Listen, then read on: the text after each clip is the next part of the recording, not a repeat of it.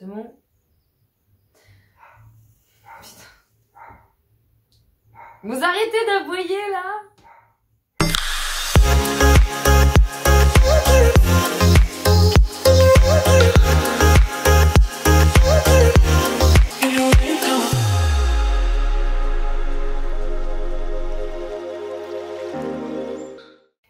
Hey tout le monde, je suis super contente de vous retrouver dans cette vidéo, ça fait longtemps, je suis désolée, j'ai eu plein de trucs qui se sont passés dans ma vie qui ont fait que...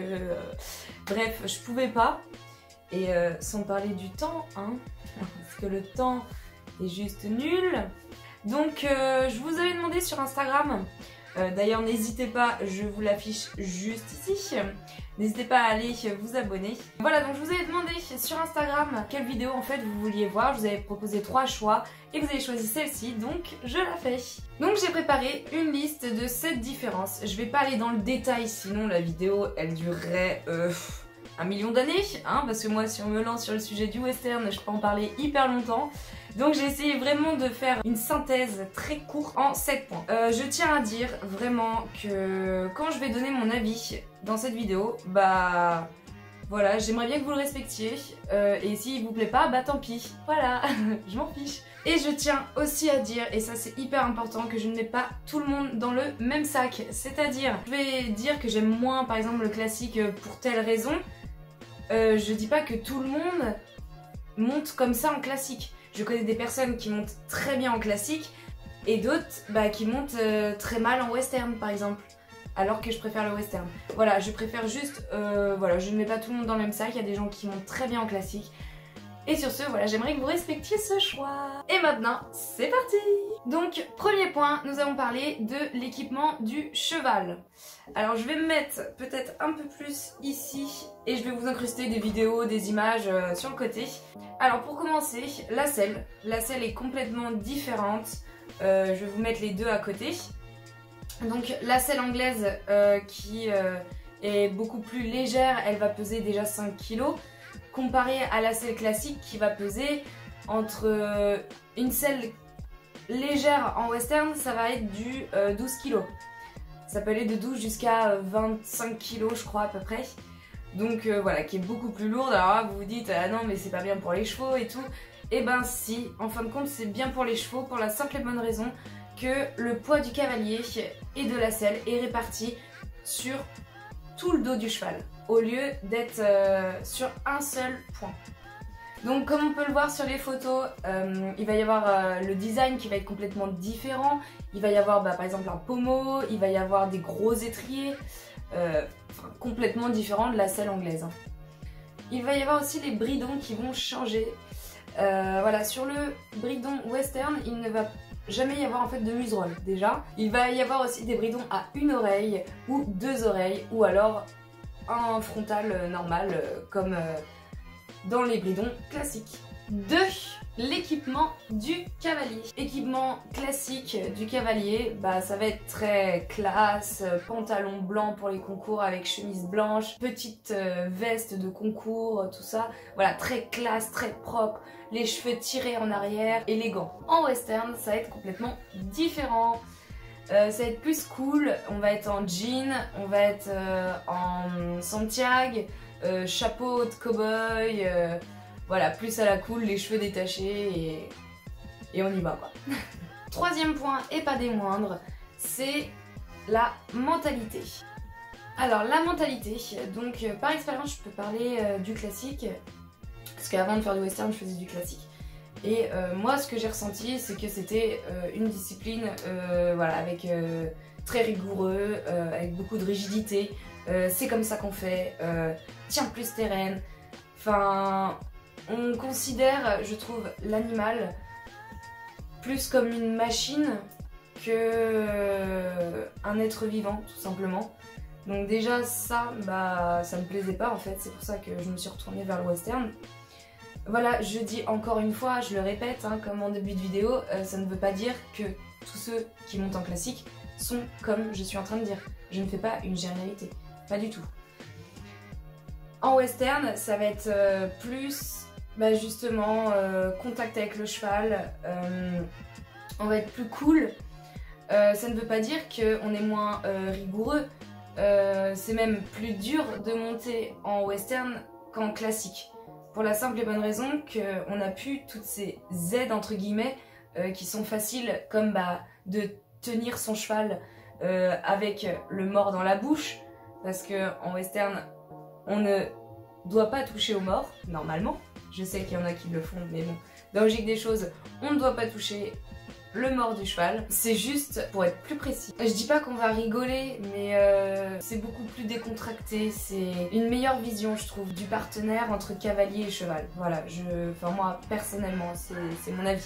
Quatrième différence. Donc il va y avoir la position du cavalier et du cheval. Donc là, je trouve ça très important. Donc la position du cavalier va être complètement différente en western, dans le sens où déjà les étriers sont beaucoup plus bas. Donc forcément la position du cavalier est forcément plus relâchée, parce que les jambes sont plus relâchées. Par exemple, quand on va vouloir arrêter son cheval, ça va être plus, comme on m'a appris, comme si on se prenait un point dans le ventre, et du coup on va faire comme ça, bien s'asseoir dans sa selle, et juste avec le poids de son corps on va ralentir son cheval. Voilà, alors qu'en classique, moi on m'apprenait, tu veux arrêter ton cheval, tu lui tires sur la bouche.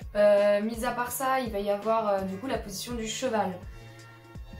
Alors, en classique, on va travailler cheval tête haute, comme vous voyez sur les images. Je pense que les images parlent d'elles-mêmes en fait.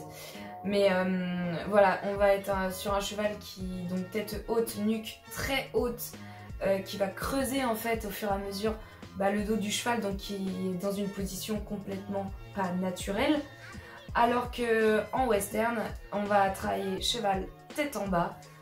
Bien évidemment, on ne tire pas sur la bouche du cheval non plus. En western, c'est pas comme ça. Et du coup, où il va arrondir son dos, et du coup dans une position qui va être beaucoup plus naturelle, à l'état sauvage je parle. Et donc il va beaucoup moins niquer son dos. Après, voilà, je redis encore une énième fois parce que sinon je vais me faire déglinguer dans les commentaires. Mais voilà, je ne mets pas tout le monde dans le même sac. Je sais très bien qu'il y a des personnes en classique qui ne montent pas du tout comme sur la photo et qui montent très bien. On va arriver sur le cinquième fait, et là, pour une fois, je vais être du côté du classique. C'est rare, donc écoutez bien. En classique, ce que j'aime beaucoup, c'est qu'il y a une seule façon de monter en classique. Une seule, c'est tout. On monte comme ça. En classique, c'est comme ça, c'est pas autrement, c'est comme ça, point. Alors qu'en western, il y a plein de façons différentes de monter. Après, il y aura toujours les mêmes codes de base, les mêmes codes. Par exemple, toujours avoir la tête basse, voilà, la position. Il va y avoir beaucoup de choses qui vont être identiques, forcément, parce que ça reste du western. Mais il y a plein de petits changements qui font que ah ouais, toi le départ au galop tu le fais comme ça, ah ok, moi je l'ai appris comme ça. Ah d'accord, toi pour tourner tu fais comme ça, ah ouais, moi je l'ai appris comme ça. Enfin bref, complètement différent. Donc par exemple, si vous allez dans un ranch prendre des cours, vous apprenez de telle façon, vous allez dans un autre ranch, ça va être certainement d'une autre façon qui va vous apprendre. Donc voilà, c'est assez chiant, assez pénible, parce que je sais pas pourquoi ils sont pas tous mis d'accord.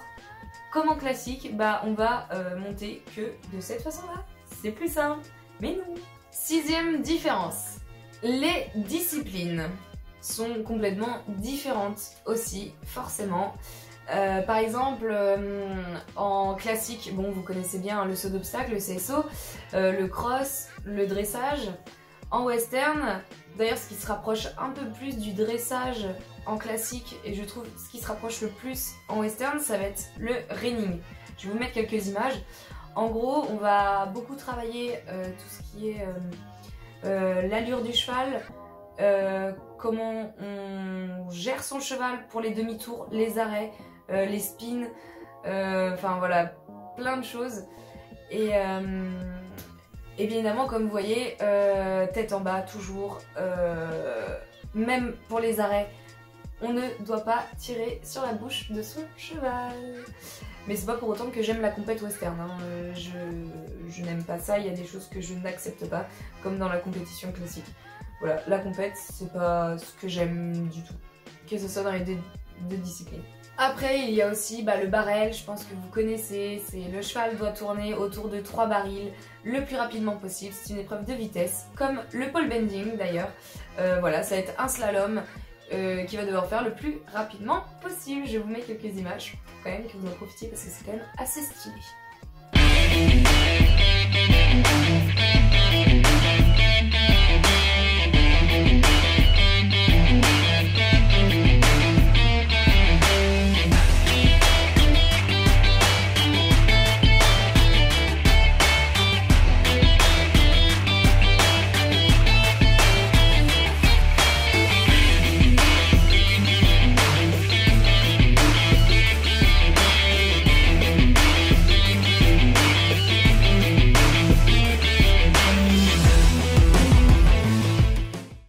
Aussi, à la base, le cheval western a été inventé pourquoi?